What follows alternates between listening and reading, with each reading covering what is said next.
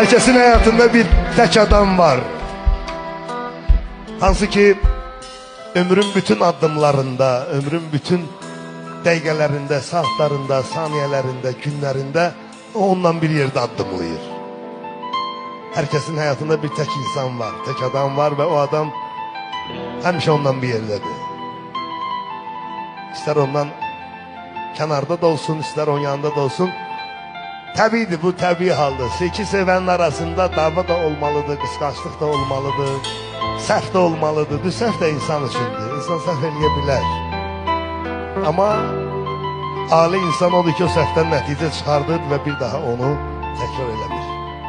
Səhv insan üçündür. Sevənlərin arasında bu çox baş verir.